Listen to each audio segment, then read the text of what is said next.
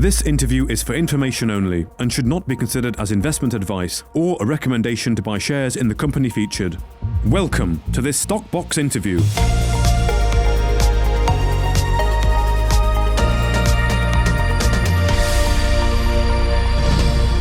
Joining me on Stockbox today is Olly Weingarten, the CEO and founder of London United, which is an esports org encompassing social impact and a digital economy.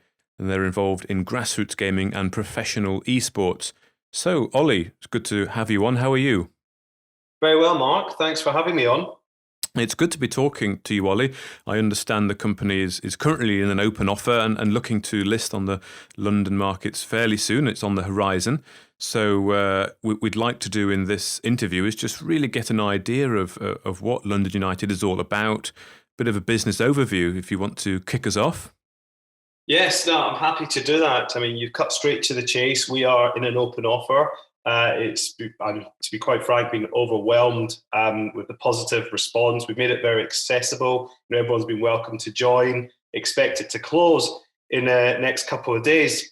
Okay. But if I backtrack as to why I think we've got to where we are, my background I think is part of that. I worked at the Premier League. I worked in Formula One and sports tech before coming into esports, and I was committed to bringing a new esports organization to the market that has a USP, that has a difference, that stands for something, stands out from the crowd.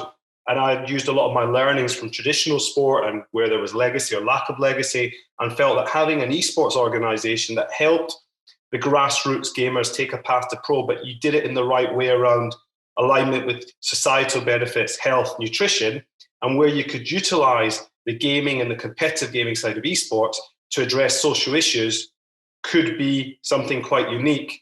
And essentially that's what I've done over the last couple of years. I have proven out a model around physical and online events addressing social issues, bringing through grassroots gamers and content creators.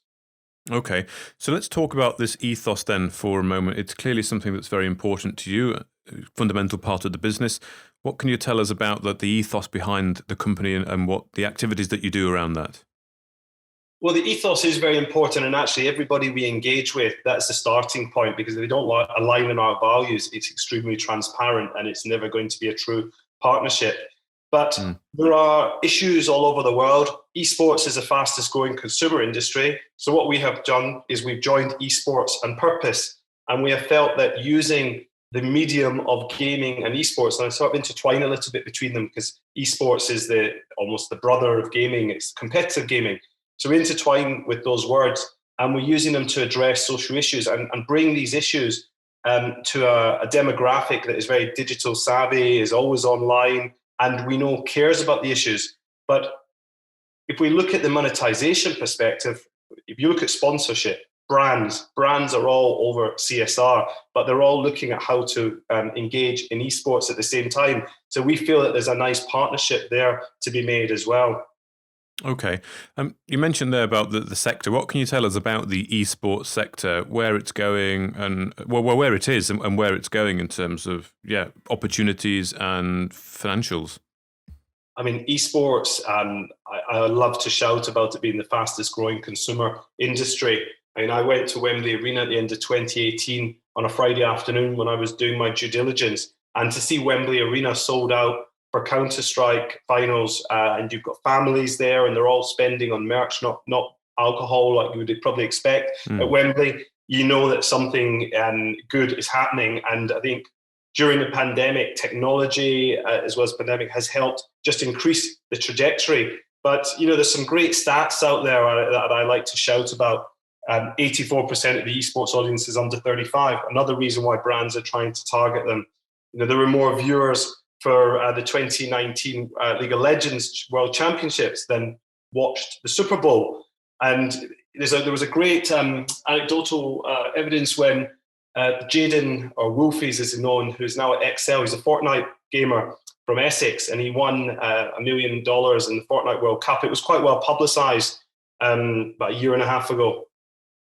And the prize money was bigger than for the US Tennis Open, which was taking place at the same venue. So it shows you the size of the market. You can see that Twitch, which is now owned by Amazon, is commanding millions of viewers. on a daily basis on its platform. That we can talk about the lack of competition or the lack of successful competition, but I mean, esports is just continuing to grow. Okay, and what about the components of London United then, the business? You've got your teams or that compete, and you've got this term you use, roster, which I think is all the different things that you do in terms of content creation and grassroots, and of course you've got the social impact as well. So what are the core components of the business? Can you sort of break them down for us? Yeah, it's a good question, and it can be quite confusing if you don't know the industry. But as an organisation, we do have these verticals, but they're all with a view to building out the community. So we have grassroots gamers, because that is our model to try and develop them almost like an academy. But we also have professional gamers because they give you brand visibility. They also give you inventory for sponsors.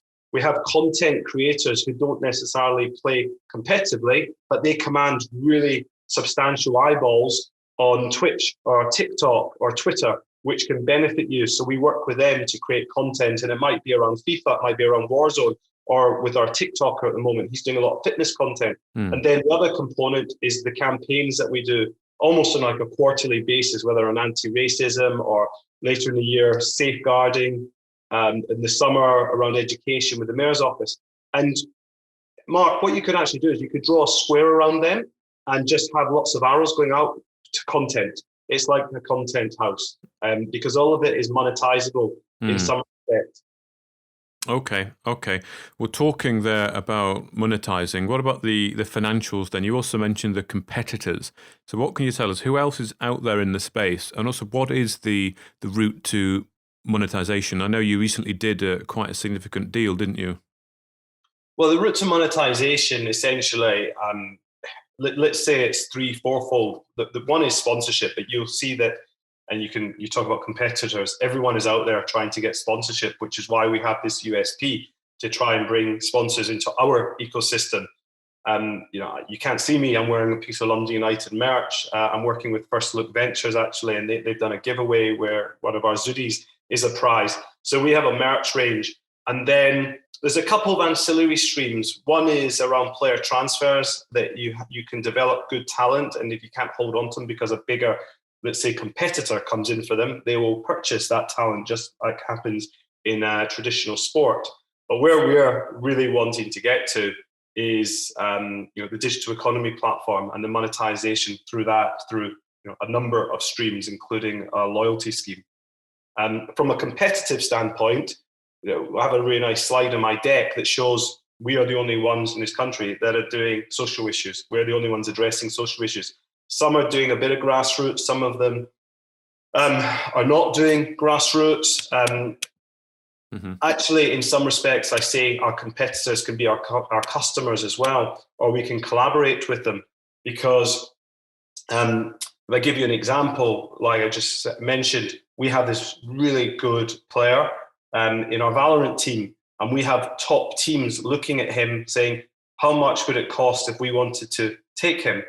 On the other side, when we worked on a project with the Mayor of London in December, where we fused education with esports, we worked with industry and academics on some digital skills workshops, and Fnatic, they're in my slide, competitive slide in my deck, for example, Fnatic came and assisted and worked with us. So I have quite a good relationship with a lot of the other teams, but we're all want to grow the ecosystem to benefit everybody at the end of the day. And what I am saying is I can try and stand out from the crowd, because a lot of them are way down the line, far more advanced than I am. But social impact campaigns, the heart of our business, is the USP in the crowd, so to speak, to stand out from the crowd. Okay, yeah. So the social impact and the grassroots, that is the USP. Do you think that's what is going to be really the thing that makes you stand out going forward and makes you different from the crowd? Almost like, Major League football teams do similar kind of grassroots campaigns. Well, in your previous question, you mentioned a partnership, and I think you may have been alluding to the Matchroom Sport partnership. Yes. But what I'm doing as an esports organisation is I'm trying to go down this path. Let's say I'm trying to go off the beaten track and not do everything that you would expect an esports organisation to do. So I'm going to talking to other organisations and saying, look, let's cross-pollinate content on each other's channels to grow our audience and you grow your audience to different demographics. Like, let's bring, if you don't know who Matchroom Sport are, they're owned by Barry and Eddie Hearn. They have they do the production and run events for and own World Snooker, professional darts, boxing. All the big fights are under their promotion. Essentially, they do the World Darts Championship, etc. Sandra Palace, that is quite infamous, and they've got talent that need to garner profile and need to help attract eyeballs to what they're competing in. So why not bring them into this new audience? And likewise for us, where we might not be as well known, let's go and take advantage of the digital communities that they've already created. So a lot of what I am doing is, how can I go off the beaten track? How can I create really interesting partnerships that are going to garner eyeballs and bring me more revenue down the line, ultimately? Okay. So looking forward then, Olly, what's the roadmap in the next few months? So we are about to close the round, as we mentioned earlier.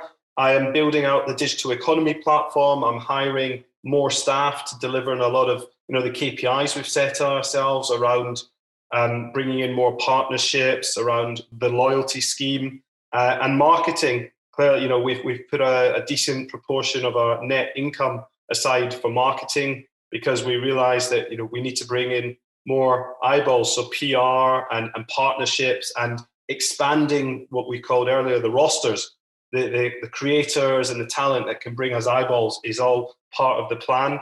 And just continuing to build on the good foundations and let the cement dry for a bit before we go to the list.